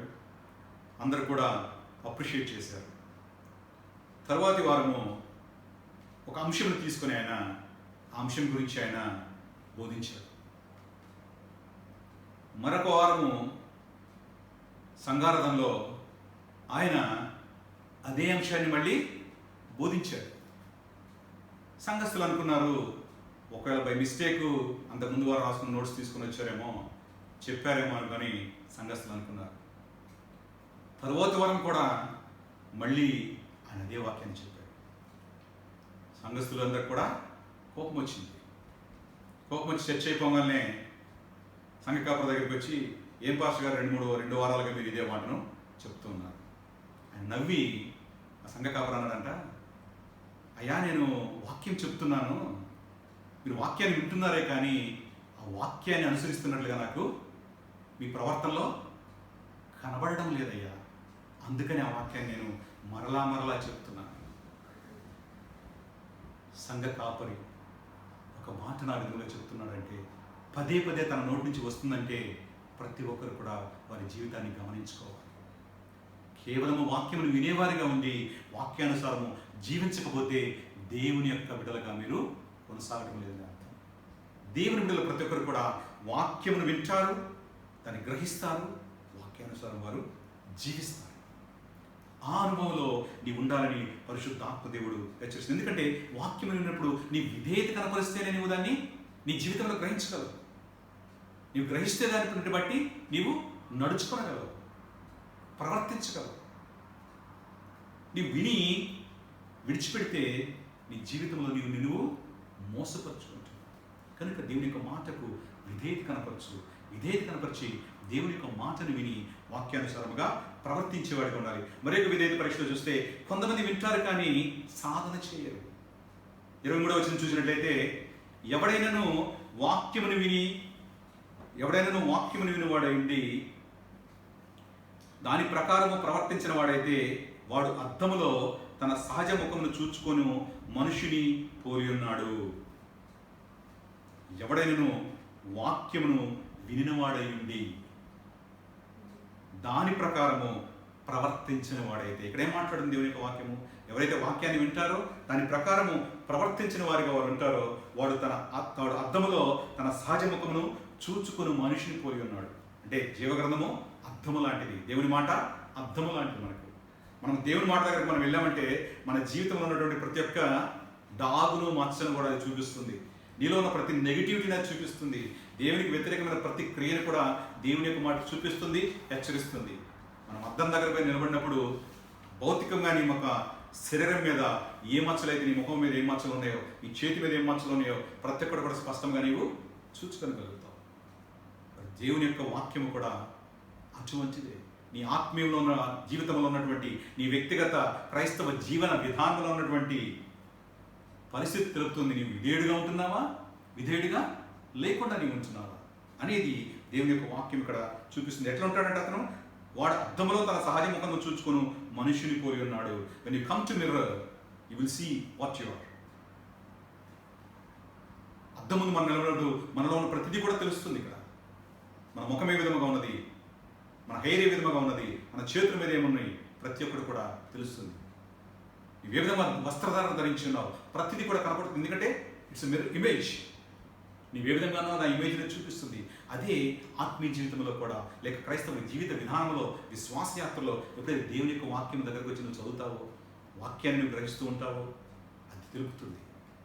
కొంతమంది జీవితాలలో వారు వింటారే కానీ వారు సాధన చేయరు, అభ్యాసం చేయరు, వాక్యాన్ని అనుసరించి నడుచుకోరు. వారు చూస్తారంతే, ఏ విధంగా ఉన్నారో వారికి తెలుస్తుంది. మరి తర్వాత వచ్చిన వాళ్ళు చూస్తే కొంతమంది వింటారు, మరి కొంతమంది మర్చిపోతారు. కొంతమంది సాధన చేయరు, కొంతమంది మర్చిపోతారు. అందరూ చూసుకుంటాడు, ఈ ప్రాబ్లం ఉంది నా దగ్గర అంటాడు, పక్కకు తప్పగానే అది మైండ్లోంచి వెళ్ళిపోతుంది. దాన్ని ఆ ప్రాబ్లంని, లేక తన మొహం మీద ఉన్న మచ్చ కానివ్వండి, లేక ఘాటు కానివ్వండి, దానిని సరిచేసుకోవడానికి ప్రయత్నించారు. అంటే విధేయత అనేది కనపడదు. చాలా మంది దేవుని యొక్క వాక్యం దగ్గరికి వస్తారు, చదువుతారు, మళ్ళీ వెంటనే వెళ్ళి మర్చిపోతారు. అంటే దేవుని యొక్క వాక్యానికి విధేయత కనపరచట్లేదు, వాక్యాన్ని గ్రహించడం లేదు, వాక్యాన్ని వారి జీవితంలో అన్వయించుకోలేకపోతున్నారు. క్రీస్తునందు ప్రేమైన దేవుని బిడ్డ, నీ జీవితంలో నీవు ఏ విధంగా ఉంటున్నావు ఒకసారి గ్రహించు. వినేవాడిగా ఉంటున్నావా, సాధన చేయకుండా ఉంటున్నావా, లేక విని మర్చిపోతున్నావా? 24 చూస్తే వాడు తను చూచుకొని అవతలకు పోయి తాను ఎట్టివాడు వెంటనే మర్చిపోవును కదా. దేవుని యొక్క వాక్యం ఏం చెప్తుందని గ్రహించాలి. చాలామంది సంఘానికి ప్రతి శుక్రవారం ఇండియాలో అయితే ఆదివారం వెళ్తారు, వాక్యాన్ని వింటారు, మన కూడికలు వెళ్ళినప్పుడు వాక్యాన్ని వింటారు. మరి వినిన తర్వాత మళ్ళీ గృహానికి వెళ్ళంగానే వెంటనే మర్చిపోతారు. అంటే ఆ యొక్క డిజైర్ అనేది వారికి లేదు, ఆ సంసిద్ధత లేదు వారి జీవితంలో నేర్చుకోవడానికి, సిద్ధపాటు లేదు. తన జీవితంలో ఏడుందో నెగిటివ్ థింగ్ దేవుని యొక్క వాక్యం చూపించినప్పుడు దాన్ని సరి చేసుకోకుండా పక్కకు వెళ్ళి మర్చిపోతారు. క్రీస్తునందు ప్రియమైన దేవుని బిడ్డలారా, కొంతమంది అయితే సాధన చేయాలి. నీలో ఉన్నటువంటి దేవునికి వ్యతిరేకమైన క్రియను బట్టి, లేక ఆ యొక్క అలవాటును మానుకోవడానికి నీకు సాధన చేయాలి. ఆయన సహాయం తీసుకోవాలి, ఆయన సన్నిధిలో ప్రార్థించాలి. తప్పక దేవుడు నీకు సహాయం చేశారు. తర్వాత వచ్చిన మనం చూసినట్లయితే ఇదే పట్ల కొంతమంది క్రైస్తవులు స్వేచ్ఛా చట్టాన్ని అర్థం చేసుకుంటారు, వారికి పాటిస్తారు. అంటే దేవుని యొక్క వాక్యం ద్వారా మనము ఫ్రీడంలోనికి వచ్చాము. స్వాతంత్రం అనేది దేవుని యొక్క వాక్యం ద్వారా మన జీవితంలో వచ్చింది. పాప సంఖ్యల కింద నుంచి మనము ఉన్న మన జీవితాలు దేవుని యొక్క వాక్యం ద్వారా విడుదల పొందుకుని ఉన్నాం. క్రీస్తు యొక్క మాటను మనం అంగీకరించాము, దేవుని మాటను అంగీకరించాము. క్రీస్తు మన పాపం గురించి ఆయన శిలువ మీద బలి అర్పణ కావించబడ్డాడని, ఆయన చనిపోయి సమాధి చేయబడి తిరిగి పునరుద్ధాడయ్యాడని మనం విశ్వసించాము. నీటి బాప్తిజం తీసుకున్నాం, సంఘంలో చేర్చబడ్డాం. మరి ఈ వచనం చదివి అయితే స్వాతంత్రం నుంచి సంపూర్ణమైన నియమంలో తేరి చూడగా నిలకడగా ఉండేవాడెవడో వాడు విని మరచువాడు కాక క్రియలు చేయవాడి తన క్రియలో ధన్యుడగును. మరి దేవుని యొక్క వాక్యం దగ్గర కాదు, ఆ దేవుని యొక్క వాక్యం మనకేం సెలవుస్తుందంటే నిలకడగా మనం చూసినట్లయితే వాడు విని మరచువాడు కాక క్రియలు చేయవాడి తన క్రియలో ధన్యుడగును. మరి అప్పటికి చూస్తే దేవుని యొక్క వాక్యము యాకోబు రాసిన సమయానికి చూస్తే పాత నిబంధన గ్రంథం ఉంది, క్రీస్తు చెప్పినటువంటి బోధలు బోధించబడ్డాయి. మరి ఈ మాటల్లో సారం ఏంటంటే దేవుని యొక్క వాక్యం విని మరిచేవారు కాకుండా క్రయించేవారిగా ఉండాలని దేవుని యొక్క వాక్యం సెలవిస్తుంది. మంచి నేలను పడినటువంటి విత్తనముగా నీ జీవితము అరుదంతులుగా నూరంతులుగా ఫలించాలి. అటువంటి జీవితం కలిగి ఉన్న అంటే విని సాధన చేసే విధానంలో నీ జీవితం అనేది ఉండాలి. తర్వాత వచ్చిన మనం గమనించినట్లయితే కొంచెం హెబ్రీయులకు రాసిన పత్రిక 11 చూస్తే అబ్రహాము పిలువబడినప్పుడు విశ్వాసమును బట్టి ఆ పిలుపునకు లోబడి తాను స్వాస్థ్యముగా పొందనన్న ప్రదేశమునకు బయలువెళ్ళను. మరి ఎక్కడికి వెళ్ళవలను అది ఎరుగక బయలువెళ్ళాడు. అబ్రహాము జీవితం చూడండి, దేవుని యొక్క మాటకు విధేయత కనపరిచాడు, దేవుని యొక్క మాటకు లోబట్టాడు, ఆయన విశ్వసించాడు, పిలుపునకు లోబడి తాను స్వాస్థ్యముగా పొందనన్న ప్రదేశమునకు బయలువెళ్ళను. మరియు ఎక్కడికి వెళ్ళవలనో అది ఎరుగక బయలువెళ్ళను. ఆయనకు తెలియదు, హి డిడ్ంట్ నో దాట్. ఎరుగకనే ఆయన వెళ్ళాడు. ఎందుకు వెళ్ళాడు? దేవుని మాటను విశ్వసించాడు, దేవుని మాటకు విధేయత కనపరిచాడు, దేవుని మాటకు లోబడి ఆయన వెళ్ళాడు. ప్రస్తుత కాలంలో అనేక మంది దేవుని యొక్క వాక్యం వింటారు, మరి దేవుని సన్నిధిలో ప్రార్థిస్తారు, కానీ ఆ ప్రార్థనలో విశ్వాసం అనేది పొరబడుతుంది. ఏమంటుంది దేవుని యొక్క వాక్యము? మీరు ప్రార్థించిన వాటిని పొందుకున్నామని నమ్మండి. How many of you really believing that? ప్రార్థించడానికి నువ్వు మోకరించినప్పుడు ఎంతవరకు నువ్వు నిజంగా నమ్మగలుగుతున్నావు? నీవు ప్రార్థిస్తున్న ప్రతి అంశం కూడా నీ జీవితంలో నెరవేరుతుందని ఎంతవరకు నువ్వు నమ్మగలుగుతున్నావు? అది విధేయత అంటే. అబ్రహాము జీవితంలో చూడండి, దేవుని మాటకు పిలువబడినప్పుడు దేవుని మాటకు ఆయన లోబడ్డాడు. విశ్వాసమును బట్టి ఆ పిలుపునకు లోబడి తాను స్వాస్థ్యముగా పొందనన్న ప్రదేశమునకు బయలువెళ్ళాడు. యాక్షన్ మొదలుపెట్టాడు ఆయన వెంటనే. You need to act on that. విశ్వాస జీవితంలో దేవుని మీద పరిపూర్ణంగా నీవు ఆధారపడినప్పుడు నీవు అడుగుతున్న ప్రతిదీ కూడా నువ్వు పొందుకున్నావని నమ్ముతావు, దానికి నీవు అభ్యాసం చేస్తావు. క్రీస్తునందు ప్రియమైన దేవుని బిడ్డలారా, మరి అటువంటి విశ్వాసమునకు కలిగిన విధేయత నీ జీవితంలో ఉండాలి. మరి చివరి 22 వచనాలు మనం గమనించినట్లయితే దుఃఖంలో ఉన్న వారికి పరిచర్య చేయమని దేవుని యొక్క మాట సెలవిస్తుంది. దుఃఖంలో ఉన్న వారికి పరిచర్య చేయాలి. మత స్వచ్ఛతకు పరీక్ష అంటే ట్రూ రిలిజియన్. క్రైస్తవుడు అంటే కేవలం నేను దేవుని యొక్క బిడగా నేను ఉంటున్నానని చెప్పి నీకు నువ్వు దేవుని యొక్క వాక్యంలో ఉంటూ ఇతరులకు కూడా నువ్వు సహాయం చేయకుండా ఉంటే అది నీ భక్తి. It's not a true religion. నిజమైనటువంటి విశ్వాస జీవితం కాదు. దీనికి దుఃఖంలో ఉన్న వారికి పరిచర్య చేయాలని దేవుని యొక్క వాక్యము సెలవిస్తుంది. 26వ వచనం చూసినట్లయితే కొంతమంది క్రైస్తవులు తమ హృదయాలను మోసం చేస్తున్నారు. ఎందుకంటే వారు ఎవడైనా నోటికి కళ్ళం పెట్టుకొనక తన హృదయమును మోసపరుచుకొనొచ్చు, భక్తి గలవాడు అనుకునే వారి భక్తి వ్యర్థమే. ఈ శోధన విషయాల్లో కానివ్వండి, శోధన వచ్చినప్పుడు, పరీక్ష వచ్చినప్పుడు వారి జీవితాల్లో ఆ యొక్క భక్తి కలిగిన వ్యక్తి ఎదుటి వారు ఏమైనా ఉన్నప్పుడు వెంటనే ఏ విధంగా ఉండాలి? కంట్రోల్గా ఉండాలి. తన నోటికి ఏం వేసుకోవాలి? కళ్ళెము పెట్టుకొనక తన నోటికి కళ్ళెం వేసుకోవాలి. నీ టు కంట్రోల్ టాక్లో ఉండాలి. ఎవరైనా నోటికి కళ్ళెం పెట్టుకునక తన హృదయమును మోసపోదుకొంచు భక్తి గలవాడని అనుకునే వాడి భక్తి వ్యర్థమే. చాలామంది జీవితాలను మనం చూస్తాం. దేవుని బలముగా ఉంటారనుకుంటాం, కానీ వారి నోటికి హద్దు లేదు, అదుపు అనేది ఉండదు. ఒకే నోటితో ఆశీర్వచనము, ఒకే నోటితో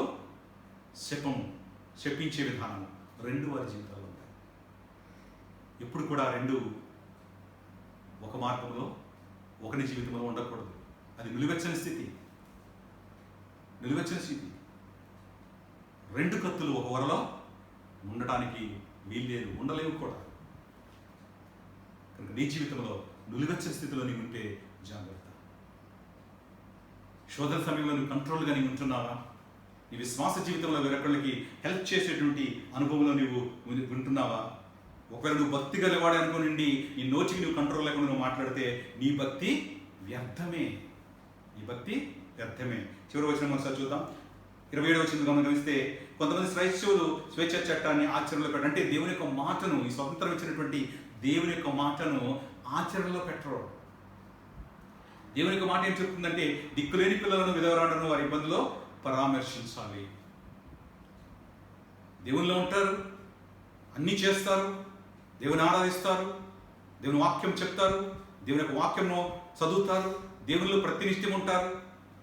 మరి ఇతరులకు సహాయం చేసే విషయంలో మాత్రం they hold the hand like this. గుప్పిలి విప్పేటువంటి అనుభవంలో వారి జీవితం ఉండదు. అంటే they don't have generous heart. క్రీస్తు నీ జీవితంలో కలిగి ఉంటే నువ్వు జనరస్ హార్ట్ కలిగి ఉంటావు. నీకున్న దానిలో నుంచి వేరెక్కడికి నీవు ఇవ్వగలుగుతావు. ఎవరికైతే సహాయం ఉన్నదో దాన్ని గ్రహించి నీవు ఇచ్చేటువంటి అనుభవం నీవు ఉంటావు. అందుకని తండ్రి అనే దేవుని ఎదుట పవిత్రమును నిష్కళంకమునైన భక్తి ఏదనగా, దిక్కులేని పిల్లలను, విధవరాండ్రను వారి ఇబ్బందుల్లో పరామర్శించటయు, ఇహలోక మాలిన్యము తనకు అంటకుండా తను తాను కాపాడుకునుడయ్యే. ఒకటి, దేవుని యొక్క వాక్యము ద్వారా ఇహలోక మాలిన్యము నీకు అంటకుండా నీవు కాపాడుకుంటుంటావు. ప్రతి విషయంలో దేవుని యొక్క వాక్యం అనుసరించి నీకు జీవిస్తావు. రెండవది ఏముంది అక్కడ? దిక్కులేని పిల్లలను, విధవరాండ్రను వారి ఇబ్బందుల్లో పరామర్శించుట. సపోర్ట్ చేస్తాం, వారికి సహాయం చేయడము, వారిని బలపరచటము. క్రీస్తునందు ప్రేమైన దేవుని బిడ్డలారా, మరి నీ జీవితంలో ఆర్ యు ట్రూ క్రిస్టియన్? క్రైస్తవునిగా నీవు చెప్పుకుంటున్నావు కదా, క్రైస్తవునిగా ఉంటున్న నీ జీవితంలో నిజమైన క్రైస్తవం అనేది ఉందా? దేవుడు, పరిశుద్ధాత్మ దేవుడు ప్రతి ఒక్కరితో మాట్లాడుతున్నాడు. మీతో మాట్లాడుతున్నాడు, మాతో మాట్లాడుతున్నాడు. We need to exam our lives. మన జీవితాలను మనం పరీక్షించుకోవాలి. శోధన సమయంలో మనము ఏ విధంగా మనం ప్రవర్తిస్తున్నాం? విశ్వాసయాత్రలు వెళ్తున్నప్పుడు, మనకు శోధనలు వచ్చినప్పుడు, పరీక్షలు వచ్చినప్పుడు మనం ఏ విధంగా దానికి రెస్పాండ్ అవుతున్నాము? దేవుని యొక్క వాక్యాన్ని మనము అన్వయించుకునే విధానం కానివ్వండి, దేవుని యొక్క వాక్య ప్రకారం జీవించే విధానం కానివ్వండి, ఆ జీవిత విధానంలో ఉందా లేదా ఒకసారి ప్రశ్నించుకోండి. ఒకవేళ నువ్వు దేవుని సన్నిధిలో ఉంటున్నావు అనుకొని ఇతరులకు నువ్వు సహాయం చేయలేని ఎడలా దాని భక్తి కూడా వ్యర్థమే. అని భక్తి వ్యర్థమని దేవుని యొక్క వాక్యం చెప్తుంది. అందుకని శ్రేష్టమైన మాటను యేసుక్రీస్తు ప్రభువు చెప్తారు, నిన్ను వలె నీ పొరుగువాన్ని ప్రేమించును. నువ్వు ఎప్పుడైతే ప్రేమిస్తావో నువ్వు చూడని దేవుని కూడా నువ్వు పరిపూర్ణమైన హృదయంతో నువ్వు ప్రేమించగలుగుతావు. ఎప్పుడైతే నువ్వు ప్రేమించలేవో దేవుని కూడా నువ్వు ప్రేమించలేవు. యోహాను పత్రికలో మాటను మనం చూస్తాం. క్రీస్తునందు ప్రేమ దేవుని బిడ్డ, మీ జీవితంలో దేవుని మాటకు అనుగుణంగా మీరు జీవించండి. రోమిలికి రాసిన పత్రిక 16-17 మాటలు చూసుకుని మనం ముగిద్దాం. సహోదరులారా, మీరు నేర్చుకునే బోధకు వ్యతిరేకంగా భేదములను ఆటంకములను కలుగజేయ వారిని కనిపెట్టుడని మిమ్మల్ని బతిమాలుకొచ్చున్నాను. వారిలో నుండి తొలగిపోడి అట్టి వారు మన ప్రభు అయిన క్రీస్తు కాక తమ కడుపునకే వారు దాసులు. వారు ఇంపైన మాటల వలన, ఇచ్చకముల వలన, నిష్కపటమైన మనస్సులను మోసపుచ్చుతారు. దేవుని యొక్క వాక్యములకు వ్యతిరేకంగా ఎవరు బోధ చేసినా కూడా వారిని హెచ్చరించండి, లేకపోతే ఈ గో ఫ్రమ్ దేర్. వారితో డిస్కస్ చేయొద్దు, మూవ్ ఫ్రమ్ దేర్. వారి గురించి ప్రార్థన చేయండి. దేవుని మాటను సరిగా బోధించాలో వారి గురించి ప్రార్థన చేయండి. వారి జీవితం ఎట్లుందంటే, వాడు ప్రభువైన క్రీస్తు కాక తమ కడుపునకే వారు దాసులు. వారు ఎట్లుంటారంటే, వారు ఇంపైన మాటల వలన, ఇచ్చకముల వలన, నిష్కపటుల మనస్సులను మోసపుచ్చుదురు. ఇంపైన మాటలు మాట్లాడతారు, స్వీట్ కోటెడ్ టాక్. ఇచ్చకముల వలన, నిష్కపటుల మనస్సులను మోసపుచ్చుదురు. మాట్లాడేతారే కానీ యాక్షన్కి వచ్చేసరికి అది రియాలిటీలో ఉండదు. క్రైస్తవుడు దేనిని మాట్లాడతాడో దాన్ని చేసి చూపించాలి, దేనిని కనపరుస్తాడో దాన్ని తన జీవితంలో అనుసరించి చూపించాలి. ఇది విశ్వాస జీవితము. ఈ విశ్వాస జీవితంలో ఒకవేళ ఆ విధంగా ఉంటే వారిని వారు మోసపరుచుకున్నట్లే. అది ఎవరన్నా సరే, అది మీరైనా నేనైనా కూడా, దేవుని యొక్క మాట ప్రతి ఒక్కరితో మాట్లాడుతున్నది. మనం మాట్లాడే ప్రతి మాట కూడా ఒక వ్యక్తి పట్ల కానివ్వండి, ఒక కుటుంబం పట్ల కానివ్వండి, మనము ఆ యొక్క ప్రేమను కనపరిచినప్పుడు, మాటల ద్వారా కనపరిచినప్పుడు, చేతల ద్వారా కూడా అది కనపరచవలసిన అవసరం ఉంది. Both should synchronise. బాహ్యము అంతరంగము ఏకమైనప్పుడు మాత్రమే మీరు ఆ విధంగా సింక్రనైజ్ అయి ఉండగలుగుతారు. మీరు చూపించే ప్రేమ, బాహ్యముగా చూపించే ప్రేమ అంతరంగంలో కూడా ఉన్నప్పుడు దానికి క్రియ మీరు చేయగలుగుతారు. You can do that. ఆ విధముగా క్రైస్తవ విశ్వాస జీవితం ఉండాలి. కనుక మనము దేవుని వాక్యానికి వ్యతిరేకంగా ఎవరు బోధించినా కూడా, ఆ విధంగా మాట్లాడినా కూడా నిష్కపటముగా క్రైస్తవ విశ్వాస జీవితంలో ఉన్న జీవితం గురించి జాగ్రత్త వహించాలి. చివరి వచనం చూస్తే 2 పేతురు 3:1-14 చూసినట్లయితే, దేవుని దినపు రాకడ కొరకు కనిపెట్టుచు దాని ఆశతో ఆపేక్షించు మీరు పరిశుద్ధమైన ప్రవర్తనతోనూ భక్తితోనూ ఎంతో జాగ్రత్త గలవారై ఉండాలను. అయినను మనమైన వాగ్దానం బట్టి కొత్త ఆకాశం కొరకును కొత్త భూమి కొరకును కనిపెట్టుచున్నాము. వాటి యందు నివసించుము, వాటి యందు నీతి నివసించును. ప్రియులారా, వీటి కొరకు మీరు కనిపెట్టువారు కనుక శాంతము గలవారై ఆయన దృష్టికి నిష్కలంకులుగాను నిందారహిగాను కనపడినట్లు జాగ్రత్త పడి. మనందరం కూడా ఆ క్రొత్త ఆకాశం కొరకు క్రొత్త భూమి కొరకు మనందరం కూడా కనిపెడుతున్నాము. మనం ఆ దినం కొరకు, దేవుని యొక్క రాకడ దినం కొరకు కనిపెడుతున్నాము, ఆశతో ఆపేక్షిస్తున్నాము. కనుక మనము పరిశుద్ధమైన ప్రవర్తన భక్తితోనూ ఎంతో జాగ్రత్త కలిగిన వారు ఉండాలి. మన విశ్వాసయాత్రలో మనం ఎంతో జాగ్రత్త కలిగిన వాడు ఉండాలి. మరి దాని విషయంలో మనము ఎదురు చూస్తున్నాం కనుక మనము వీటి కొరకు, ప్రియులారా వీటి కొరకు మీరు కనిపెట్టేవారు కనుక శాంతము గలవారై ఆయన దృష్టికి నిష్కలంకులుగా, అంటే అంతరంగంలో కల్మషము లేకుండా క్రీస్తు హృదయాన్ని మీ జీవితంలో మీరు కలిగి ఉండాలి. నిందారహితులుగా, దేవుని యొక్క దృష్టిలో మీరు ఎటువంటి పాపము చేయమనిగా, అంటే పరిశుద్ధతను కాపాడుకుంటూ మీరు ఉండాలి. నిందారహితులుగా ఉండాలి. ఒకరు నిన్ను బ్లేమ్ చేసే విధంగా నీ జీవితం అనేది ఉండకూడదు. ఆ నిందారహితులు ఉండడానికి జాగ్రత్త పడడం దేవుని యొక్క వాక్యం సెలవిస్తుంది. క్రీస్తునందు ప్రియమైన వారు, మరి ఈ వాక్య భాగం ద్వారా పరిశుద్ధ ఆత్మదేవుడు నీతో మాట్లాడుతున్నాడు. శోధన వచ్చినప్పుడు నీవు జాగ్రత్త కలిగి ఉండాలి. నీ విశ్వాసయాత్రలు కలుగుతున్నప్పటి ప్రతి శోధనను, పరీక్షను కూడా జాగ్రత్తగా ఎదుర్కొంటూ మరి ఆయన రాకడలో ఎత్తబడేవాడిగా నీవు ఉండాలని పరిశుద్ధ ఆత్మదేవుడు ఆశిస్తున్నాడు. ఆ విధంగా ఉండడానికి పరిశుద్ధ ఆత్మదేవుడు మీకు సహాయం చేయగాక. ఈ కొద్దిపాటు మీకు దేవుడు ఆశీర్వదించిన గాక. ఆమేన్. ముగింపు ప్రార్థన ఆశీర్వాద సెలవు తీసుకున్నాం. కృప కలిగిన తండ్రి, జీవం కలిగిన ప్రభువా, నీకే వీరమైన స్తుతులు స్తోత్రాలు చెల్లించుకుంటున్నాను ప్రభువా. మీ కృపను కాపుదలని సంరక్షించండి. మాతో మీరు ఇచ్చి సంరక్షించి నడిపిస్తున్న మీకు స్తోత్రాలు చెల్లించుకుంటున్నాను ప్రభా. అయ్యా, మరి తండ్రి ప్రభు, ప్రస్తుతం పరిస్థితుల్లో ప్రభావ మేము సంఘంగా తండ్రి కూడుకుని లేనటువంటి పరిస్థితి ప్రభావ, మరి అయినప్పటికీ తండ్రి మరి ప్రభావ ఈ మీడియా ద్వారా ప్రభావ మేమందరం తండ్రి వర్చువల్గా తండ్రి ప్రభు కావడానికి మీరు చూపిస్తున్న కృపనిమితమైన స్తోత్రాలు చెల్లించుకుంటున్నాం ప్రభావ.